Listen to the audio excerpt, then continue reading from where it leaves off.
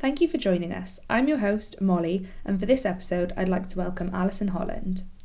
Alison is passionate about all things leadership, culture, and public service, and loves sharing her expertise in these areas. Her career began in social services, and her heart has remained there since. She now leads her own learning and organisational development company, Leaderful Action, developing leaders, teams, and organisations so they can bring their best and be clear on what that looks like. She works across the Welsh public sector, joining the dots between social care, health, local and central government, and the third sector. She is an energetic, positive and creative leader who is driven to make lasting difference by growing capable, confident and courageous cultures that deliver for the people and the communities we serve. Thank you so much for joining us, Alison. So to begin with, if it's okay, I'd like to ask you just some quick fire questions so our listeners can get to know you a little bit better. So what was the last book that you read? Oh, I read Wolf Hall, which was by, I think it's Maggie. No, it's not. It's Hilary Mantel. And would you recommend it? It's quite heavy, but yes. And I was quite proud of myself for actually getting through it. It's very historical. What was the last thing that you learned? Golly, I learnt that IT cannot be trusted. Yes, I knew that anyway, but it was further consolidating my knowledge when the tech played up yesterday for my workshop. But I also learned that people can be brilliant in helping you out. Oh, what is your greatest strength? Oh my, okay. I think my greatest strength, it does come from my values as well, is the ability to connect with people. Yeah. And so the fact that I really love connecting with people as well, so I get a lot of energy from that. Kind of linked to that then was going to be what motivates you. Yeah, connection, but also I am quite outcomes focused as well, so I like to see a difference. I like to make a difference. Yeah. And I also am motivated by growth. I'm not particularly good at staying still in any facet of my life. And lastly, what profession other than your own would you like to attempt? Oh, that's an interesting question. I was think if I had an alternative life, I would really love to run a sort of animal sanctuary. It's not really a profession, I think it'd keep you busy. Oh, absolutely. Definitely, yeah. Oh, that's lovely. Thank you for answering those. It's really interesting to get to know you a bit better. I do have a few more, but I'll come back to them at the end. So in your workshop here at Summer School, you're discussing using organisational values as an anchor during turbulent times. And based on that, our theme for today's episode is organisational values. So to start, how do individuals and organisational level values serve as an anchor during turbulent times? Well, I think during turbulent times, there's a lot going on, isn't there? And they cause us to have to be agile. They also present a lot of risk to us. And I think organisationally and individually, they're quite exhausting as well. And I think values can really help leaders and organisations sort of navigate that sort of terrain. And I think it's a bit about remembering. It's not just about what you do, but it's about how you do it. So say you have an organisation that has integrity and honesty as something like that as its core values, or you have leaders who have those as their individual values, then you're thinking not just about, how do we say, decide, how do we manage this budget cut over here, but we're sort of thinking about not just what does it look like, but then how do we communicate that to other people? How do we do that in the most honest, open, upfront, and, way that we possibly can. Yeah. Okay. Yeah. And can you share an example of when core values have helped the leader or an organisation navigate a crisis? Yeah, so I've been having a conversation with somebody who's recently joined as a chief exec in a public sector organisation that has not only been through some really difficult times in terms of some legacy around leadership and culture, but also some criticisms around their governance. So they've been told that they need to change. And so they've come in ready to fix all of that, but then on top of that, there's been a 20% budget cut. So very much a sort of perfect storm in terms of a crisis. And their values are trust and creativity.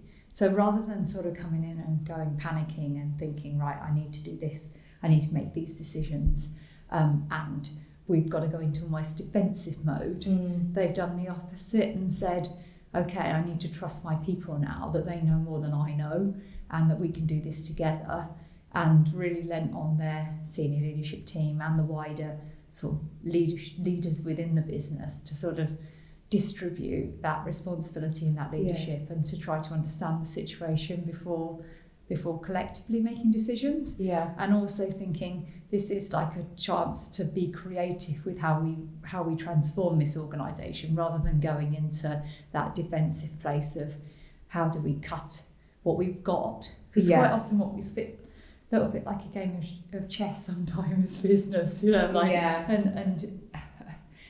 and you know, organisational work is, because you can either do a fear-based response and you can start saying this is what we've got, let's cut and move backwards, or you can kind of say this is where we are, this is where we need to get to, and what do the options look like in between in terms of how can we transform, how can we be creative, and they very much lent on their value of creativity to do that piece. And you talk about being able to find our energy by using values as an anchor. So in what ways can leaders' commitment to their values support the motivation and morale of their team? So I think sometimes it can motivate us to do things that we're putting off. So I have a lot of conversations with managers and leaders about they know they need to share certain information with their team, or maybe they need to manage the performance of an individual, and they know that, and that they are finding that difficult to do, to have that conversation. And sometimes that's actually because one of their values is something like kindness, or maybe they've got an organisational value of compassion, and they sort of almost misinterpret that as meaning that they need to be really overly empathic. And we don't want to contradict with that individual, or maybe the whole team in terms of the team performance. And I think sometimes you can be quite clever with values, because you can ask people, well, you know, say fairness in that situation, what's fair on the rest of the team? Okay, not just whether it's fair on that individual, but what's fair on the rest of the team, and also what's fair on you. So there's that self-compassion piece as well. How fair is it on you, or how compassionate is it on you that you are having to continue to manage this situation? So that sometimes gives people the motivation and the energy to have conversations they might otherwise avoid. And also I think it helps to frame difficult conversations with the team. So we know we've got a lot of difficult decisions to make in the future in terms of budgets, and how do we still continue to provide services when actually it's quite a difficult climate out there. And most people, I firmly believe, come into public service because they want to serve the public. It's a core value of theirs. And I think having those kind of conversations, like how do we continue to deliver outcomes and for the people we serve, means that the difficult decisions around, you know, what does that look like, and how is that going to affect my role, and how I work with other people, and how my role might change. It helps to make those conversations like rooted in what we all care about. Does that make sense? Yeah. And courageous decision making is also spoken about in your workshop. But how can organisations embed values into their everyday operations and decision-making processes which support them to make those courageous decisions? So sometimes I think I hear this quite a lot in the public sector, particularly within government, where people sort of say, oh, we need to do the paper test or the grandma test, where we've got to imagine what this decision would look like if it was on the front of the Western Mail or the Argus, or what would your granny say? Okay, but actually you can do exactly the same thing with values. You can say, okay, how does this decision, or how do these options line up with our values? If we were going to put them through a values filter, how would they stand up to scrutiny? Yeah. Okay, so it's again like that. What could we do? But then how are we doing it? Like, are we doing it in a way that's aligned with our values? So it's a sort of values test. Yeah. There's loads of really good stuff on values-based decision making, but for me, that's kind of more like the most simple way of explaining that. Yes. Like, you know, is it aligned with our organisational values? I think that affords organisations a really good opportunity and leaders to be able to then, once they've done that conversation themselves and they've kind of aligned it, or they've sort of adjusted it to fit with the organisational values, then they can take it to their people and say, this is difficult, but, you know, in the spirit of collaboration, which is important to us, we are no longer going to be working in this way. We're going to be working with this organisation in partnership in this way. Does that make sense? Yeah. Yeah. And lastly, what advice would you give to emerging leaders on integrating values into their leadership style? So again, it's a little bit like that values-based decision making. They can absolutely sort of do that, almost like you can always sort of coach yourself. So how does that decision fit with my values? Or I don't know what to do here. How can my values help and guide me? So I'm an executive coach, and one of my favourite things to do in coaching sessions with people when they want to lean on their values more is to ask them to firstly identify what their values are. And sometimes people have never thought about that. So we try and identify up to 6 core values, and then almost consider those values as sort of levers. So you've got a situation, so say maybe your situation is that you do need to have a difficult conversation with a team member, for example, then which of those levers in front of you, which are your values, could help you to have that conversation. So they sort of not only motivate you to do that, but also think about why it's important to you and how can you have it in a way that's aligned with your values. So say, like, maybe in that situation, we do want to pull on compassion. We do also want to pull on courage, but we also want to pull on fairness, okay? So when we have that conversation, it looks a bit like, okay, use my courage to get started, okay? And then make sure that I've prepared using my compassion, thinking about where they're coming from, what they'll need, not my script, because that never works. But, you know, really bringing my whole self into the situation, being prepared to listen, so it's not I win, you lose, but we kind of have that conversation, but also remembering to stay true to the line, have the conversation, not sort of cave really at different points, be courageous and stick with it, because ultimately it's fair on me as a leader to have this conversation. It's fair on the rest of the team, but it's also fair on you, like as the person who has got, you know, maybe who needs to shift some of their behaviours or ways of working, because ultimately you can't, it's not fair if you don't know. So we have so much frustration from HR because managers go to HR and say, oh, I need to do something about this person and their performance, and they will always say, well, how clear are they on your, you know, how have you made your expectations of them clear? And quite often they'll say, well, it's not that easy, or I haven't done so far. And I'll just say, that's what you have to do in the first instance. And rightly so, because it's not fair that somebody, we're going to escalate something without making really clear the expectations on that person first. So, and quite often those conversations are never as bad as we think they are. And they're not just with team members as well. I think sometimes we have to be quite brave in having conversations like that, influencing upwards. Like, do I have that conversation with that leader who is quite honestly causing more chaos and more uncertainty in an already difficult environment? Do I need to say to them, this is what's happening, and could you do something more different, you know? And sometimes our values can help us to understand when we don't want to do something as well. Like, I just think that actually looking at my levers, looking at my values, I don't think this one's a battle for me to fight. Thank you so much for your stories and ideas and advice today. Just before we end, I'd like to ask you a few more quick-fire questions. If that's okay.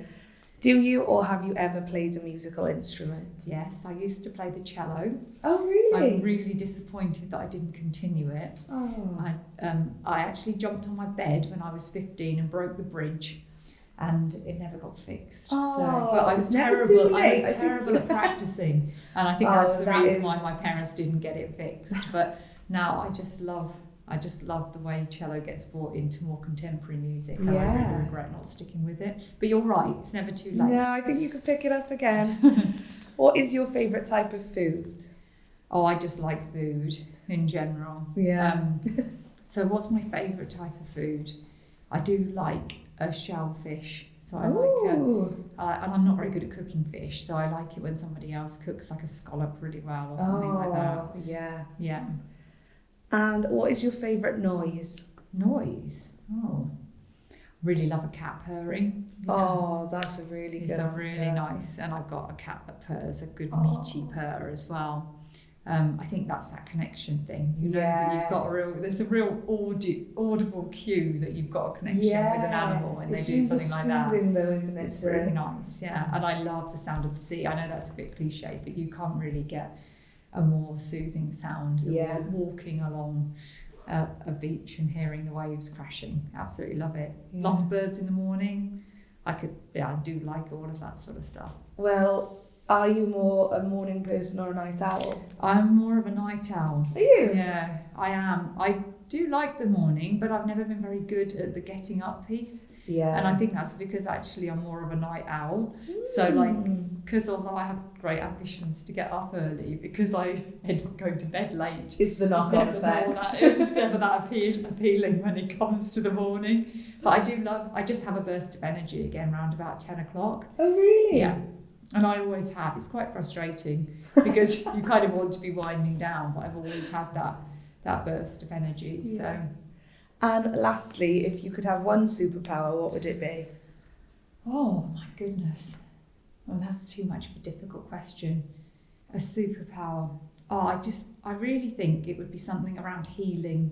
I think sometimes if you're quite empathic as a person, it's quite hard to carry other people's pain. Yeah. And although I think sometimes that's a bit of a necessary part of life, I'd like to be able to take some of that away in some instances. That's a lovely answer. Yeah. Again, thank you so much for joining us. I hope you've enjoyed the experience. Oh, thanks, Molly. I have. I've enjoyed it a lot. The quickfire questions are a little challenging. But yeah, thank you so much for having me here. Thanks. Mae un podlediad sgyrsiau ar arweinyddiaeth ar gael trwy ein gwefan. Mae'r hawlfraint y podlediad yma yn cael ei gadw gan Llywodraeth Cymru. Our Conversations on Leadership podcast is available through our website. Copyright of this podcast is held by the Welsh Government.